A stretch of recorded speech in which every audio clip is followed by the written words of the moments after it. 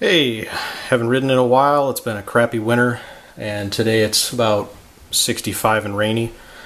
I've been doing some maintenance since I got my bike back from getting the Olin shock put on, which is down in there. You can kind of see it. My rear brake's been feeling pretty mushy, so I figured I'd try to go ahead and bleed the lines. Well, normally this caliper is down here, upside down. You might notice the bleed nipple is pointing up when it's on that way. Well, both the line and the bleed nipple point down when it's actually on the bike. So, if you try to pump the rear brake, the air goes from the brake lever all the way from down here, all the way up the engine, all the way up there to where the ABS unit is, ABS unit. And then it runs all the way back down to the swing arm, hidden in this little cubby right here. You can see the lines right there, and where they come back through. Then it goes all the way to the brake, down, and then out the bottom.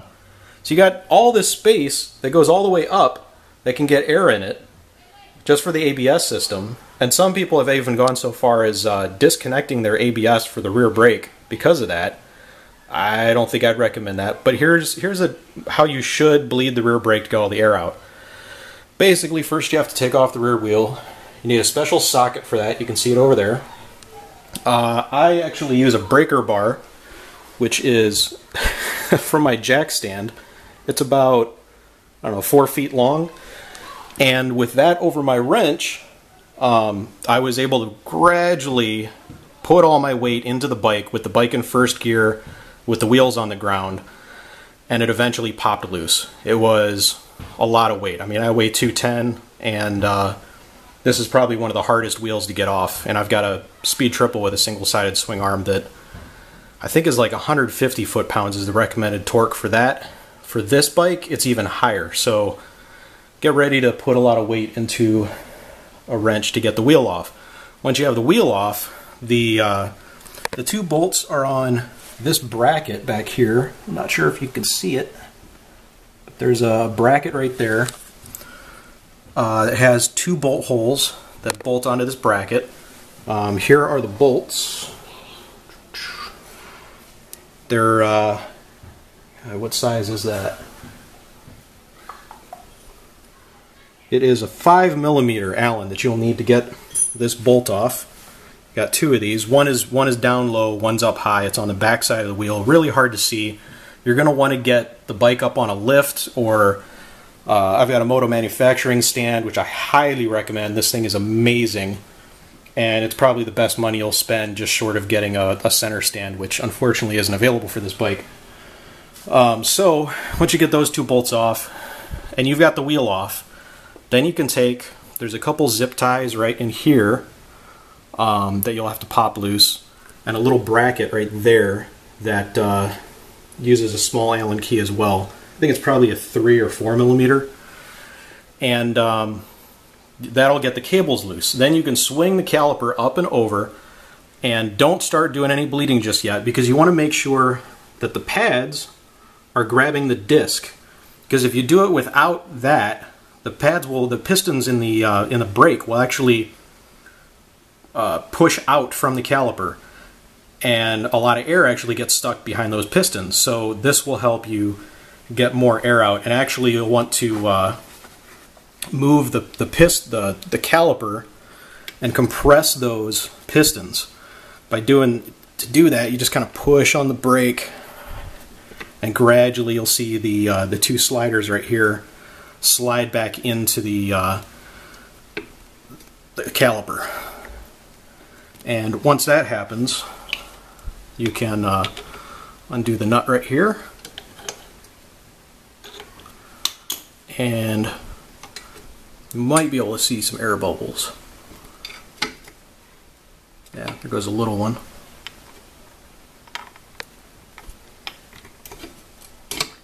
Yeah, so I mean, I got a bunch of bubbles out earlier, but that's the basic idea. And then you just crack the nipple closed. So basically the procedure, if you've never bled brakes before, you crack the nipple closed, you go over to your brake lever, and you also notice that as you pump the brake lever, the fluid goes down a little bit. Not sure if you'll be able to see it. Each time the lever comes up, the fluid goes down a little bit. That is because all the air in the system is getting compressed. Now see, after 3 or 4 pumps, the lever actually starts to get firm. So now what you do is you come over to your bleed nipple and you crack it open. And to do a little extra, in case there's any air, you can give the lever a push, and it looks like no fluid, no bubbles are coming out. So, you leave the lever down. Ideally, you've got 3 hands to do this, or not holding a camera. Crack the nipple closed, and you repeat the process. You pump, 2, 3, it's already getting firm, 4, just for good measure, and I'm going to put the camera down to get this bled out, and then I'll be right back. Okay, here are the tools you'll need to bleed the rear brakes on the Ducati Diavel. You will need wire cutters for a few zip ties that you're going to have to cut, which hold the cables in place for the rear brake and I think the speedo sensor and the ABS sensor, maybe traction control as well. You can optionally use needle nose pliers to cinch back on the zip ties, but once you cut those off, you'll need zip ties for when you go back to reassemble everything. In order to take off the retaining bolt, you will need a 5mm either Allen key or an Allen socket. You've got plenty of room to play with. I prefer Allen sockets because you can really quickly take things on and off.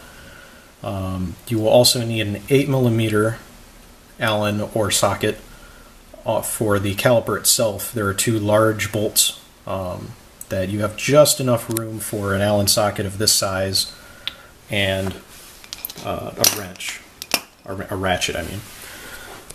You'll then also need an 11mm metric wrench, which I unfortunately do not have and need to stop off and get a new Craftsman wrench. So you can use just a crescent wrench. It works just as well, but if you have an 11mm, that's what you'll need for the bleed nipple. And then while you're bleeding, you want to have some kind of container. Some people have used like a Gatorade bottle, like this, with just a hose. I've actually got a Mighty Vac kit, so I just use my Mighty Vac. It has another hose that runs down into the bottom of the bottle, so you don't have to worry about leakage too much. And you just hang that off the bleed nipple. Then you will also need shop towels, paper towels, something to lay underneath in case you get any dirt or drippings or anything from the bleed nipple. One thing to note, brake fluid is very, very bad on your skin. It will cause your skin to peel. It's poisonous. Don't get it in your mouth, eyes, or any orifices. And you might even want to wear some, I think it's nitrile gloves or something. But it can be very, very caustic, I guess you'd say, on your skin. And you'll notice your hands are peeling if you get it all over yourself, like the next day, maybe the same night. Lastly, you will need a long breaker bar. This is the longest I've got currently. I couldn't find anything longer at Craftsman, at Sears. And the specialty socket, you can get these all over the place. eBay, Amazon, just about any Ducati store or dealership, specialty parts, tool stores online. They can be pricey all the way to cheap. Just get something that's really decent quality and made of steel, because the wheel takes a whole lot of torque to get on and off. And I use a little bit of an extension to give myself some room away from the wheel. A little bit longer extension would probably be a bit better, but that does the trick. My wrench didn't break, so kudos to Craftsman for having a good wrench this time around. I have broken breaker bars, so and I think this is 1/2 inch, but the bigger the better when you're dealing with this kind of torque. I think the manual, the conversion to metric foot-pounds was like 250 foot-pounds or something just absolutely ridiculous. I think my speed triple is like 150 foot-pounds, and even that one is kind of a pain to get off, but not nearly as bad as this bike. So I'm not sure why it's that high, but I figure I'll just stick to it. You will also want to have a torque wrench if you care about that spec, and I just happen to have a good Craftsman one. It lets you adjust the torque settings on the backside, and you just spin this little wheel, and that'll let you get the proper torque when you reassemble. And then ideally you also want to have a big ass breaker bar like that. That's from my jack stand. It's pretty thick aluminum, and I had to bounce quite a bit. I weigh 210 right now, and I had to bounce quite a bit with the bike in gear with both wheels on the ground to get the thing to pop. It does make mine made kind of a disturbing crack when it did break loose, and then another nudge and it started spinning right off. So that's the basic toolkit you'll need.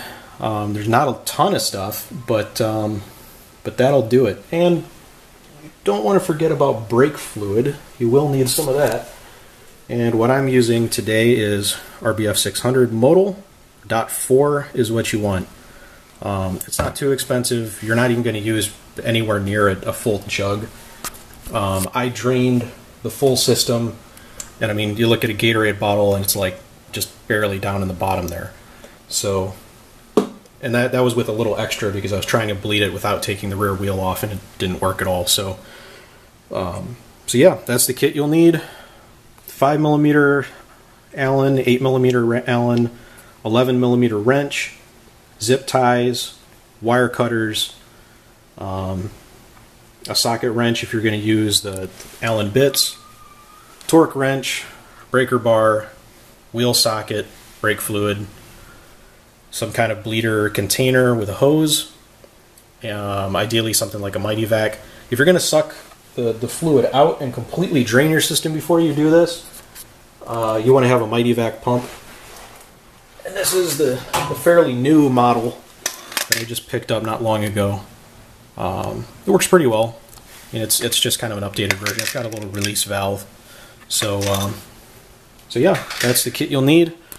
And yeah, if you want to do it yourself, it's not too bad.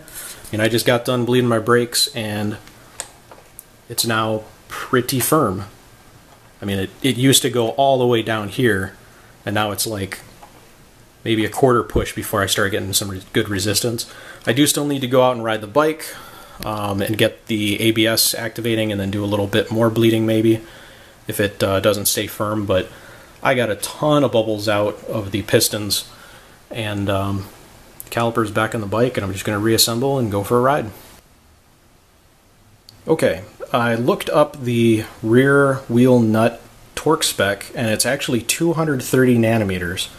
That's around 170 foot-pounds, so it's a bit beefier than the Speed Triple at 150 foot-pounds. I tightened up to about 210, and then adjusted my wrench and went up to 220, and there wasn't much of a difference between the two. Guys on the forum have said that they've gone 190 nanometers. That seems a bit low. It's closer to the Speed Triple, but this bike has a lot more horsepower and torque and a much bigger wheel, so it might be that it needs 230, but I just thought I'd throw that out there. The factory spec is 230. So I've got the wheel back on. While it was off, I cleaned it. I bought a buffing kit for my Dremel, and I'm going to go back in, and I'm getting a little bit of aluminum spotting. You can't really see it too well with this light. But I got a little buffing kit and some buffing compound I'm going to use on the shiny bits. I got the zip ties back in. You can see the little bolt back there that holds the retaining clip for the brake line and some of the traction control and ABS lines. The caliper's torqued back down. And I just went a bit above hand tight, like really snug on the caliper. When I took it off, it was actually pretty easy to take off, which kind of worried me a little bit, but so I went a little bit tighter when I put it back on. They're pretty huge bolts, and they're going to a big steel bracket, so just don't get too ham-fisted and don't go too light.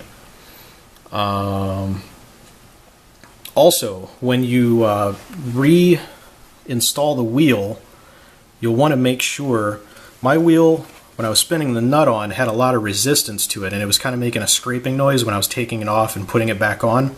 So I took it off, I cleaned the threads in here, cleaned the inside of the nut, and reapplied a bunch of anti-seize. You want to use some anti-seize on it. It comes from the factory like that, and it was pretty filthy. If you ride in the rain like I do sometimes, that kind of stuff can get washed away and nasty. And if you have a couple wheel changes, tire changes, a lot of shops don't bother to take that step, and they won't lubricate those threads.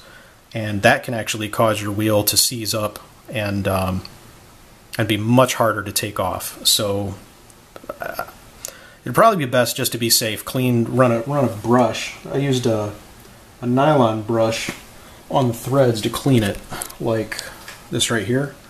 It's just a simple nylon brush. You can get it from like AutoZone, and you just go around in the inside and get most of the dirt off, and use a paper towel as well to wipe around in there.